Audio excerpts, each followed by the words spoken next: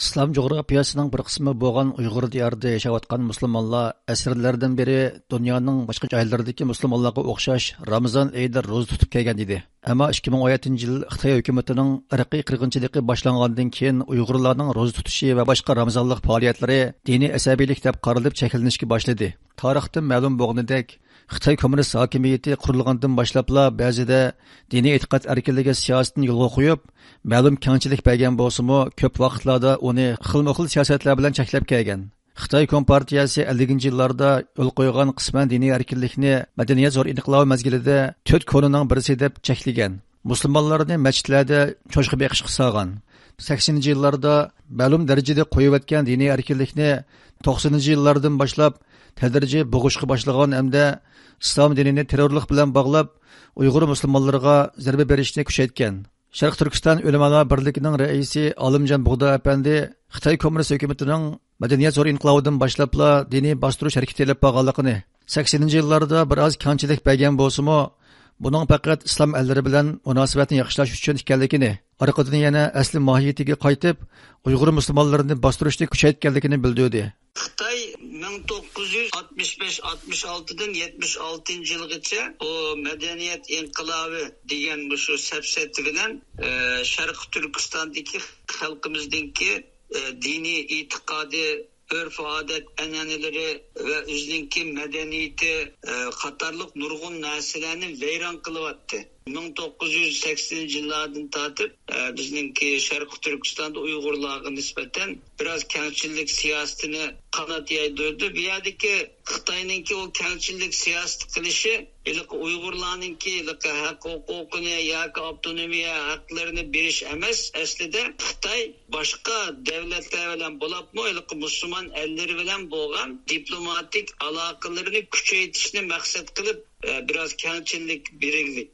Yani bir yerde asli o'zining niyatini yoshiruvlik Xitoy. Chunki keyingi vaqtlarda cho'disi ular bilan diplomatik aloqa kuchaytirilib bo'lgandan keyin uningdan keyin Sharq Turkistonda yana xuddilik madaniyat inqilobida qilgandek, yani Uyg'urlarningki haq huquqlarini, diniy erkinliklerini, ularninki örf-odat medeniyetlerini cheklashga boshladi. 90-yillarda Sovet ittifoqi parchalangandan keyin O'rta Osiyodagi Turkiya Cumhuriyeti o'tirg'i chiqqandan keyin hemen siyosatini o'zgartirib, Uyg'urlarni yana bisishga boshladi, cheklashga boshladi. Darvaqa Xi Jinping hokimiyati 2014-yildan boshlab dinlarni, jumladan islom dinini xitoylashtirish siyosatini yo'lga qo'yib, orqadan 2 yil o'tganda diniy asabiylikni tugutish harakatini boshlab, milyonlagan Uyg'ur musulmonlarini lagerlarga sulab, diniy kitoblarni ko'ydirib, masjidlarni vayron qildi. Xitoy Kompartiyasining kelib chiqish tarixidan ma'lumki, uning ideya asosi bo'lgan marksizm dinga qarshi ideyadir. Marksizmning nazariyasi bo'yicha aytganda, barliq dinlar kishini zaharlaydigan apyonga o'xshaydi. Materializmlik falsafa asosiga qurilgan marksizm moddiy dunyoga ahamiyat berib, ma'naviyatni e'tiborga olmaydi. Xudoni inkor qiladi. Ammo Stalin va Mao Zedongga o'xshash shaxslarni ulug'lashga, hatto cho'qinishga yo'l qo'ydi. Jannatni inkor qiladi, ammo kommunizmni jannat qilib tasvirlaydi. Jahannamni inkor qiladi, ammo o'z maqsadiga yetish uchun vosita tanlamay kurash qilib, dunyoni jahannamga aylantirdi. Olimjon Bug'do apandining qarashicha, kommunist Xitoyning e'tiqodiga aylangan kommunizm islomga o'xshash samoviy dinlarning dushmani. Uyg'urlarni bu e'tiqoddan voz kechirmagan kommunist Xitoy hukumatı bu dinni butunlay cheklash va kishilarning mengisini yuyish yo'lini tutdi. Komünizm düşüncesi, ideolojisi İslam bilen biz samavi din deymiz, Hristiyan ve Yahudilik qatarlık dinlerini red kılıdığan bir ideolojiya. Bir insan degeninki hem maddi bir cismi oludu, hem onunki bir manevi tarafı oludu.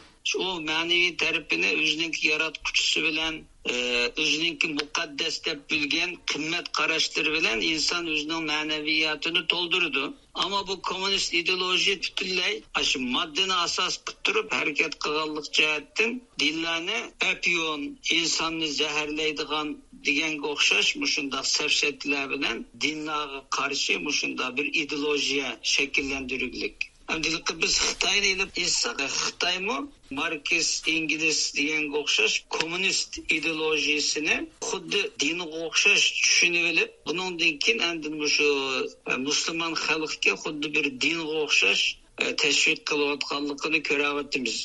Oldingi asrda Sovet Rusiyasining ta'sirida bir mahal dunyoviy iqlimga aylangan kommunizm tarixning axlat to'ng'iga tashlangan bo'lsa-mu, Xitoy hokimiyati uni Xitoycha alohidlikka ega sotsializm bilan saqlab qoldi. Halbuki bu hokimiyat kuchlangandan keyin taxtga chiqqan Shi Jinping qaytadan Xitoy kommunistlarining asli mohiyatini oshkorlab, barliq dinlarga dushmanlik qilishga va kommunizm bilan birlashgan millatchilik g'oyasini amalga oshirishga tayyorlandi. Bu yil 2 oyning 1-kuni Amerika Xitoy raqobati alohida komiteti raisi Mike Gallagher Amerika Davlat Majlisining atiganlik ziyofatiga qatnashganda qilgan so'zida kommunist Xitoyning razil mohiyatini tilga olib mundaq degan: They sent millions of Uyghurs and other religious minorities to re-education camps. There's a genocide active underway. Necha 10 yildan buyon Xitoy kommunistlari kishilarning Xudoga bo'lgan e'tiqodini vayron qilishga kuchab keldi. Ko'p sondagi e'tiqodchilarni turmaga qamab qiynadi. Ular yana millionlagan Uyg'urlar va boshqa e'tiqodchi ommani atalmış qayta tarbiyalash lageriga suludi. Ular yana Xinjiangda irqiy qirg'inchilik elib beryapti. Millati va diniy ayrim bo'lgan kishilarni bundaq zo'r ko'lamda qamash Yahudiy cho'ng qirg'inchiligidan buyon elib berilgan eng cho'ng jinoyatdir. Mike Gallagher so'zida yana Xitoy Kompartiyasi bosh sekretari Shi Jinpingning dinlarni xitoychilashtirish siyosati yurgizayotganligini, mohiyatda buning o'xshashla dinlarni yo'qotish harakati ekanligini, kommunizmning aslida insoniyatga dushman, shaytoniy e'tiqod ekanligini o'tirg'a qo'yib, men o'ylaymanki, kommunizm dinning dushmanidir. Kommunistlar hammaga hukmron bo'lishni, kollektivning kuchi orqali shaxsiy erkinlikni, Xudoning bandasi bo'lgan har kimning izzat g'ururini yo'q qilishni nishon qiladi degan. Mike Gallagherning so'zi bo'yicha bo'lganda kommunizm barliq dinlarga dushmanlik qiladigan shaytonning dinidir. Xitoy Kompartiyasining butun dunyoga o'z ta'sirini kengaytirishini ham xiyol qilishi, Shi Jinpingning o'z ideyasini partiya a'zolariga yetakchi qilishi va ularni o'ziga Xudoga cho'qindirgandek cho'qindirishi shuning jumlasidandir. Tungan analizchi Maju Apandi buni quvvatlab mundaq deydi: 一神教成为了这块土地上习近平最为痛恨的。 Bir xudolıq dinning Xitoy tuprog'ida mavjud bo'lishiga Shi Jinping tishlarnig'igacha o'ch bo'lib ketdi. Nayt aniqki, uning bir xudolıq dinni xitoychilashtiraman degani, u dinni yo'qotaman deganidir. Xitoy hukumatı Uyg'urlarning zaminini yutib olish uchun ularning e'tiqodini bahona qilib qirg'inchilik yurgizgan bo'lsa, Tungallarga faqat ularning iymon e'tiqodini yo'q qilish uchun diniy bostirish olib bormoqda.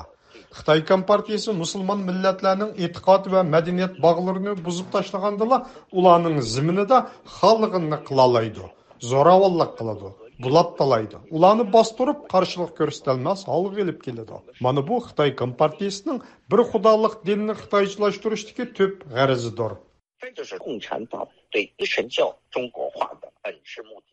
Amerikadagi siyosiy kuzatchi Ilshad Hasan apandining bildirishicha, Shi Jinping boshchiligidagi Xitoy kommunistlarining din dushmanligi tarixdan beri mavjud.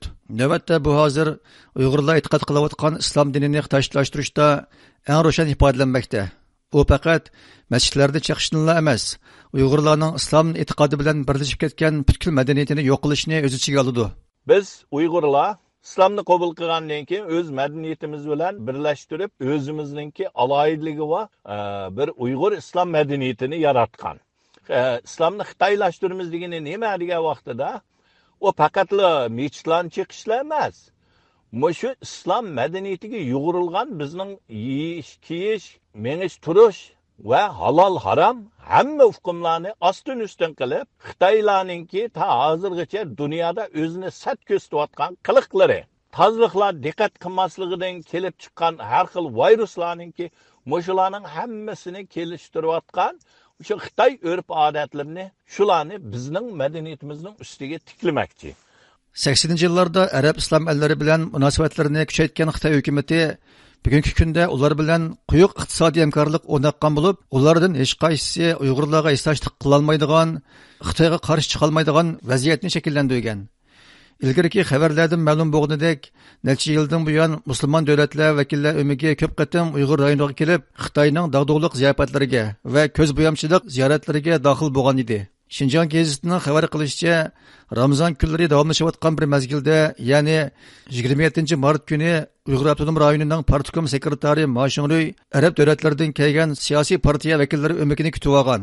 Olimjon Bug'doy apandi bu vaqt to'xtalib mundaq dedi: Bunun oldida din odamlari deb shularni ekskursiya qilib, bu orqali ko'z bo'yashga tirishib kelgandi. Hamda bunga qarta dini alimlerimiz, onundaki Şarkı Türkistan Ulemalar Birliği veya Avrupa'daki nurgun siyasetçilerimiz, Türkiye'deki siyasetçilerimiz Xitay'ınki muşununda bir oyanla oynavatkallıkını, bunun için dini adamlarınki bunundan hazır eyliş gereklikini Xitay'ınki irqi qirg'inchilik siyosatiga yan tayoq bo'lmas qatorliq nihoyatda jiq kuchug'andan keyin diniy odamninki Xitoyninki jinoyatini yoshirishga jiq foydasi bo'lmadi. Bu qitim hamda Xitoy ulini qolib qo'yib, shu davlatdagi kommunist sol partiya a'zolarini chaqirib, hamda bundan keyin shu orqali yana Sharqi Turkistonda Uyg'urlarga ilib berayotgan irqiy qirg'inchilikni yo'gash uchun tirishibdi. Buning da asosan hamda u Xitoyninki u yerda ilib berayotgan irqiy qirg'inchilikni bir qancha tane undaqılık Arap gizitici Arap Müslüman deb atalgan siyasetçilerini yoki namda din adamlarını onu bunu apırıp Xitay özünün irqiy qirg'inchiligini uni men yo'gayman desa, bu hozirgidek ijtimoiy uchur vositalari taraqqiy qilgan bir mezgilda g'alaba qilinmaydi hamda, ammo g'alaba qilinmaydi deb biz harakat qilmasak uni to'g'ri bo'lmaydi. Buningga hammamiz o'rtaq harakat qilishimiz lozim deb qarayman.